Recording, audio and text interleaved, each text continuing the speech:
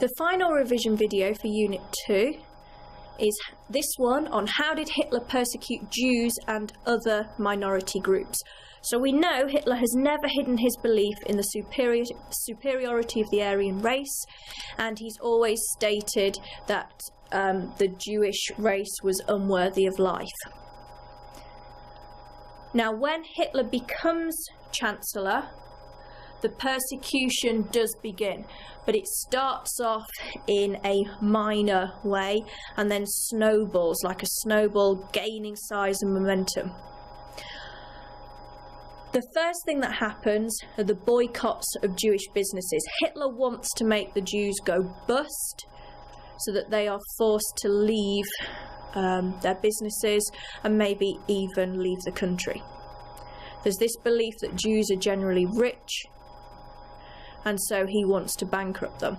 He stations SA men outside shop doors, Jewish shop doors, to try and intimidate people to stop them going in. You can see on the picture there, it says Judo, the big star, so people know if they're going to buy in a Jewish shop.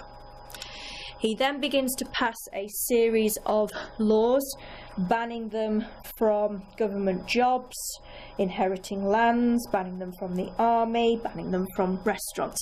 All of these things are designed to make life difficult in the hope that they will leave. And the most vocal Jewish leaders are rounded up and sent to concentration camps. But generally, if you kept your head down, you could carry on your life. It was difficult, but you weren't in any immediate threat.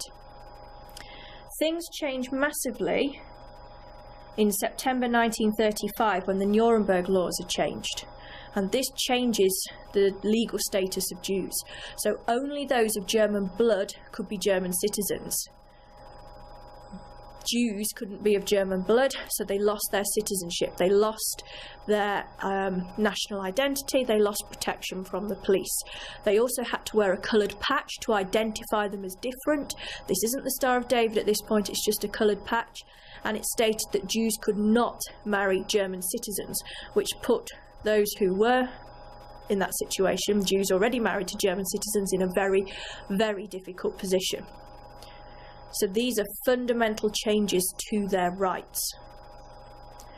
This carried on, and that Jews had to carry specific ID cards marked with a big J for Jew, and they were then banned from certain professions.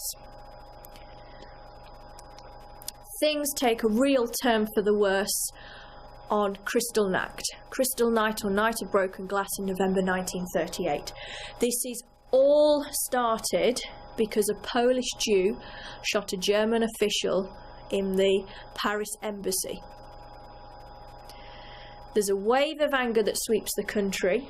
Some of it would have been genuine, but when Hitler said that if the people wanted to take their revenge, they should not be stopped, many SS leaders saw that as the sign to encourage violence and persecution of the Jews. And gangs went around smashing up Jewish property and Jewish synagogues and basically attacking Jews. So this happens over the night of the 9th and 10th of November. 814 shops, 171 homes and 191 synagogues are destroyed, and about 100 Jews are killed. Now, this is one of the first times when Jews are directly attacked. They are facing, violence against them. Now, as a result of this, the Jewish community is blamed, and they are collectively fined 1 billion marks. They are then banned from running shops or businesses and banned from German schools or universities. And many Jews are rounded up, 20,000 of them, and sent to concentration camps. You can see that in the picture on the board. The policy after Kristallnacht changes. They're going to attempt to enforce the emigration of the entire Jewish community. They want Jews to leave the country. They are evicted from their own properties, forced to register their possessions, and they are then sent to ghettos, so walled areas of cities, in overcrowded conditions in April 1939. Life has got pretty bad for the Jews at this point. So how has this been possible? Well, fundamentally, some people believe Hitler's ideas about the Aryan race. But there's an awful lot of people who don't believe him, but are beginning to accept the propaganda, the indoctrination, that perhaps the Jews are the problem in society, that perhaps it is the Jews' fault. So there's those in the middle. And then there are those who know that this isn't true, but in order to preserve their own families and their own safety, turn a blind eye to it and allow it to happen because they are too scared of the consequences of what might happen to them to speak out. Now, other minorities are also persecuted. Gypsies are persecuted. Hitler doesn't see them as contributing to society, and the Nuremberg laws applied to them as well. And they were also faced with being rounded up into the ghettos. Homosexuals were persecuted because they didn't fit this ideal state of a man and a woman, having children. So were Jehovah's Witnesses, alcoholics, pacifists, because obviously pacifism didn't fit with the idea that life was a struggle. Beggars, persistent criminals, the disabled and mentally ill. Hitler saw these groups as not being able to contribute to society. He saw them as a cost.